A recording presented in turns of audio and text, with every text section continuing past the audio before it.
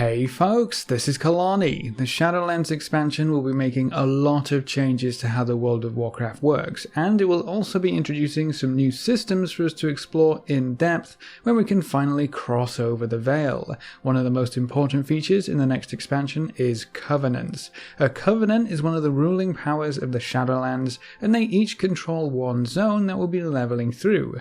By befriending one of these powerful factions, you'll gain access to a special covenant-only ability, a Covenant-only class ability, a unique mount, or some Covenant-themed transmog and other goodies to collect. So not only will your character's look and theme change with a Covenant, but your abilities and the way your class plays will change as well. The most impactful aspect of these covenants is that you're going to have to choose one, just one of the four, to follow and dedicate yourself to. So they're incredibly important, and your choice will shape how you experience this new World of Warcraft adventure. Let's break things down a bit more and have a look at exactly what these covenants are.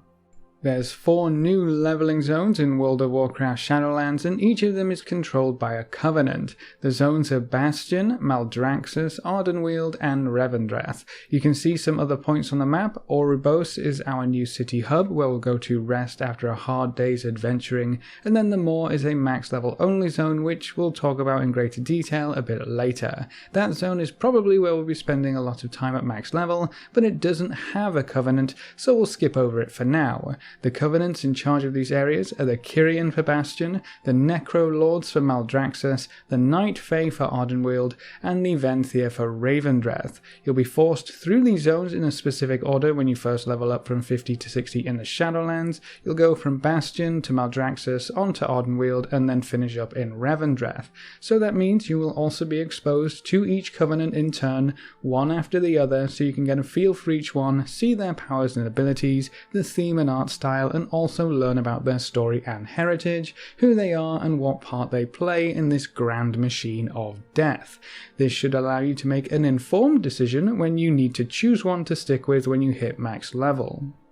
Each covenant will give you access to 2 new abilities. One of these is covenant specific, so everyone in that same covenant will gain access to that ability, and then the other ability is both covenant and class specific, so only rogues or hunters or mages will be able to use that specific skill while working with a specific covenant. We have some info about the covenant abilities and then a little peek about some of the class abilities as well. Let's start with the covenant specific ones. All of these abilities are designed around out of combat use. You can use them in combat, but the devs described these new spells as a chance to solve the problem without having to fight it. You can zoom past mobs, sneak past mobs, rip your soul from your body and jump off a cliff, you know, the usual adventuring nonsense. So if you join the Kyrians, or while you're leveling through Bastion, you'll have access to the Unburden ability. Dissolve into pure anima, increasing your movement speed to 300%, slowing your falling speed and propelling you forward for 4 seconds.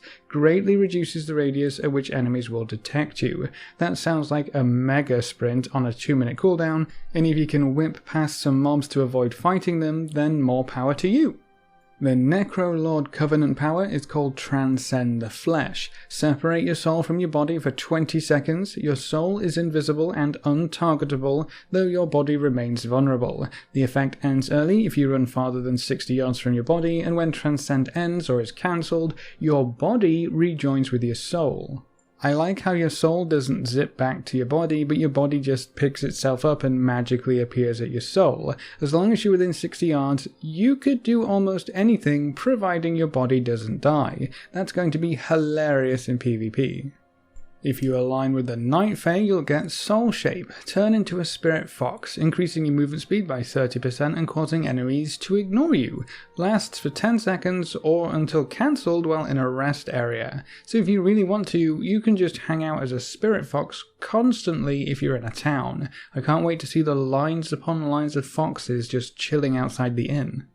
And last but not least, we have the Venthyr, Door of Shadows. Wend through the shadows, appearing at the targeted location. If that sounds like Reaper's Teleport from Overwatch, that's because it's Reaper's Teleport from Overwatch. The dev on stage literally used that as an example of what it's going to look like, so you might be able to get to some interesting places with this one.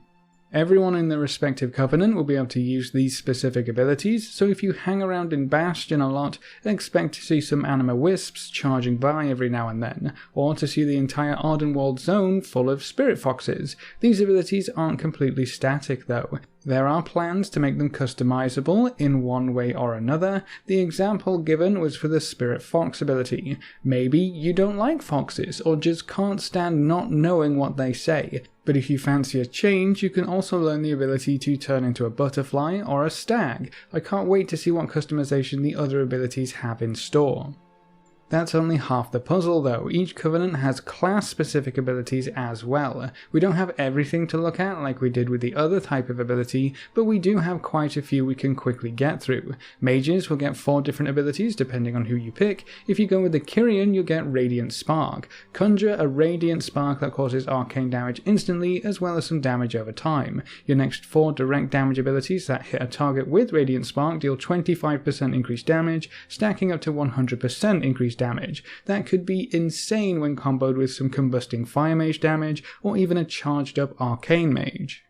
The Necrolords will give mages Contagion Bolt, deal shadow damage to the target enemy, and for the next 8 seconds your single target spells cast on the enemy cause the disease to splash to nearby foes, dealing more shadow damage, just in case you thought you didn't have enough AoE potential as a mage. The Night Fae give mages Shifting Power. Draw from the ground beneath you for 3 seconds, dealing nature damage to nearby enemies over the duration. Every second spent channeling increases your haste by 5% for 15 seconds, so a nice self buff there, almost a mini lust every 45 seconds. And then the Venthia give mages Mirrors of Torment. Conjure 3 mirrors that rotate around the targeted enemy for 6 seconds. Whenever they cast an ability or spell, they take shadow damage and are rooted for 1.5 seconds. The idea behind these class-specific spells is to give you another ability to use in combat that reflects the theme of the covenant you've chosen. More plague damage, more AoE, more control. Each covenant does something different and you'll be able to pick and choose based upon all of these factors. We do have a list of all class abilities from the Kyrian covenant right now, but reading through all of them would add quite a bit of time to the video and I don't want to draw things out too much. I'll leave them up on the screen for you to pause and read for a little bit, and I'll also give you a link in the comments section below so you can check them out that way as well. Some of them seem hilarious and potentially very powerful, like the Protection Paladins being able to cast Avenger's Shield at every valid target within 30 yards. Pull a huge pack of mobs in a dungeon, fire off your shields, wait for them to all bounce around and watch the frame rates of all your allies plummet, and then cackle to yourself while tapping your fingers together. It sounds so ridiculous. I can't wait to see how some of these abilities end up working in-game. This is just the Kyrians too. The Necrolords, Venthia and Night Fae will also have their own class abilities, so in total you actually get to choose between 4 abilities per class, which is 48 new abilities just from the covenants alone. Add in the 4 movement-based covenant spells and all of the returning spells and abilities from the Unpruning, and I think we might end up with some pretty fat spellbooks. That's definitely something to look forward to. Wowhead also managed to get some clips of the Kyrian abilities in action. You can see they're all very pale blue, white and wispy. Personally, I think they look fantastic. You're going to be able to tell who dedicated themselves to which covenant just by the abilities they're using. Again, I can't wait to see what the other covenants will look like. Kyrian has the most information right now because Bastion was the only playable area on the demo at BlizzCon. We will have to wait quite a bit longer to see some of the others, I'm afraid. I'll give you a link to the Wowhead video in the comments section below as well. You will also be gaining power from the new Soulbind system. When you choose a covenant, you'll be able to bind your soul with special individuals in that same covenant. These are key NPCs out in the world, and by binding your soul with them, you will share in their power. Some examples we have are from the Venthia covenant, Theotar the Mad Duke, and Nadja the Mistblade. If you bind with Theotar, you can get the Arrogance ability, gain 5% increased critical strike chance against targets who have less health percentage than you. If you bind with Nadja, you can get Deflecting Flourish, increase your parry by 6%, and if you can't parry, then she'll teach you how, so you can even parry as a mage. This actually gives you access to a new talent tree. We don't have too many details about this just yet, but you will be able to choose one of 2 initial abilities at the top of the tree and then work your way down. There are some passive effects, some active effects, damage bonuses, defensive bonuses. It really is another mini talent tree for the Shadowlands expansion. You'll need to gather up anima, which we still don't know too much about. We just know it's a currency that fuels this entire plane of existence, and you will also need a new item called conduits. That's something else we don't know too much about, but it's probably safe to say this will drop from most types of content, or you'll maybe earn it for reaching certain milestones in your campaigns. Plugging in those conduits gives you access to more of your talent tree, so it's going to be important if you want to get the most out of your soulbinds. Thankfully, swapping your soulbind is incredibly easy too. The dev team said it's about as easy as changing talents, so just pop a tome and you should be able to switch things around. Soulbinds are going to be where you spend a lot of time upgrading abilities and traits and unlocking new things, and it looks like this will be where a lot of our new power comes from in Shadowlands. Each covenant will also supply their followers with a unique mount, keeping with their respective theme. This mount is also going to be upgradable, so the longer you stick with your covenant and the more you progress with them, the flashier your mount will get. We've been told there are plenty of collectibles to obtain along the way too: weapons, armor, pets, special outdoor advantages, and even new cloak transmog slots that look way better than even that silly recruiter friend backpack. Those wings are so cool, but I mean, it's about time, right? How long has Diablo 3 been flaunting their wings? That's like the only cool thing in Diablo 3 these days. I can't believe it took this long to get some ported over to WoW. They do look amazing though, and each covenant gets their own set. Or in the case of the Venthia, they get a gravestone to carry on their backs, which is also awesome, but in a creepier way. The Venthia are all about repenting and making up for the sins you committed while you're alive, so carrying around a gravestone kind of makes sense, I guess. So you see, there's plenty of goodies to collect, and you're going to have to scope out the 4 covenants to see what theme is going to fit your playstyle or your personality the best. It's a good thing you get a chance to meet them all before locking in your choice, right? When you get to max level and finally make that decision, you'll be able to start the Covenant campaigns. It sounds kind of like the Covenants are our class halls from Legion, and we'll venture forth on a special Covenant campaign once we've sworn our loyalty. Each campaign should be quite different and tackle different issues. As we know, the various zones of the Shadowlands are having a lot of problems right now. The Maw is sucking up every soul that crosses over into death, and that's not supposed to happen. When new souls join the Shadowlands, they bring with them a vital compound called anima. This makes up all living things, and it's essential for the Shadowlands to operate as usual. Right now, the Maw is sucking up all of that precious anima and starving the rest of the Shadowlands. I'm guessing each Covenant campaign will focus on the specific zone they control and restoring some semblance of balance so we all don't get swallowed up by the Maw. This also means that we have 4 different stories being told at max level. That could be a really good thing, or maybe a bit of a bad thing depending on what kind of player you are. Legion was amazing because each class had a different campaign, or I should say it was amazing if you played multiple characters to experience the different campaigns. The same goes for the Mage Tower. If you play more than one character, you'll get access to more content than someone who just plays one character and one character only. This time around it looks like 4 characters will be the sweet spot, 1 for each Covenant. That will let you collect all the mounts, all the transmog, all the wings and cloaks, and experience each campaign at max level. If you only play one character, you might be left with a bit less to do. Part of the Covenant campaign seems to be building up our Sanctum. A Sanctum is a base or city that only those who have pledged themselves to a Covenant can access. The dev team likened this to Shalaran for our Suramar adventures, so we build up this mini-city and the only people you'll see there are other members of your Covenant. You'll all be working towards the same goal. We're not too sure what a Sanctum will provide you with, but this very well could be your main base of operation outside of Oribos. I'm pretty excited to see how this one pans out. It sounds like a combination of Shalaran, class halls, and potentially garrisons as well. I can't wait for more information about this feature. It definitely sounds like a lot of this feature kind of locks you in your choice, right?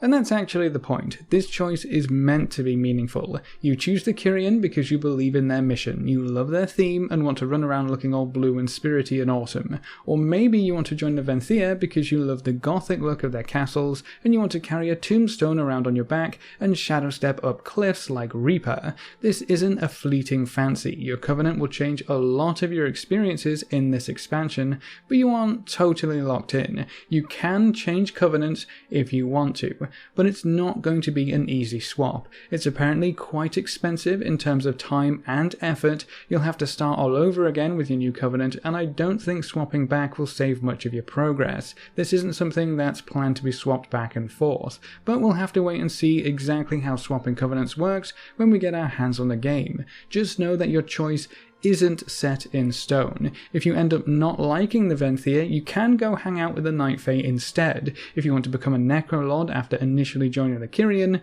you can do that too. You won't have access to any of your old Covenant unlocks or collectibles though, so changing Covenant is as big a decision as choosing your Covenant in the first place. Overall, I am really excited to see how this new feature pans out. It's been touted as a very important part of the expansion, and honestly it's one of the only features that we've seen decently fleshed out with a lot of information from BlizzCon. Some areas of the Shadowlands are still pretty sparse, like anima and conduits. We don't have much information about those things, which is a shame. We know that we won't get another artifact power grind, but that doesn't mean anima won't turn into a grind eventually. As for the Covenants, I think it's going to work out quite well. There are distinct choices to be made, and you're walking down a different path depending on who you side with. Your decision is also reflected in all sorts of ways. New abilities, unique themes, mounts, pets, transmog. It's an awesome idea. It reminds me a lot of class halls from Legion, except these are class halls that you can pick and choose between. If you want to join the Kyrian as a warlock, you go be a spirity cool blue warlock. If you want to join the Necrolords as a priest, don't let anyone stop you. I am a little worried about some of the abilities and resulting balance issues though. Blizzard hasn't been all too great when it comes to balance recently, and these spells do seem to pack quite a punch. Are the Kyrian spells going to pack more of a punch than the Necrolord spells, or will everyone and their mother be rolling with the Night Fae because the spells and abilities over there are just so much better? What about PvP or dungeons or raids? If one Covenant is best for one type of content, I could see people being incredibly selfish about their requirements for groups in the future.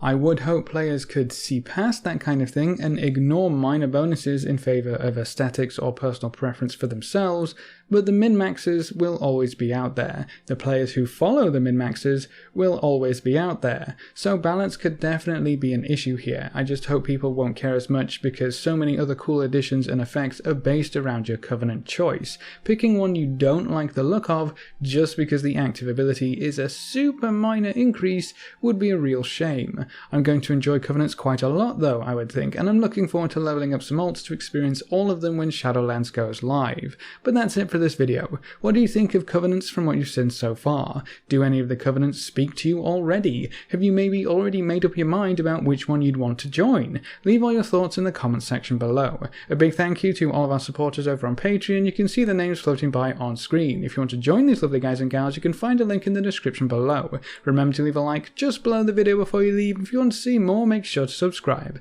But apart from that, thanks for watching folks, good luck and have fun, and as always I will see you next time.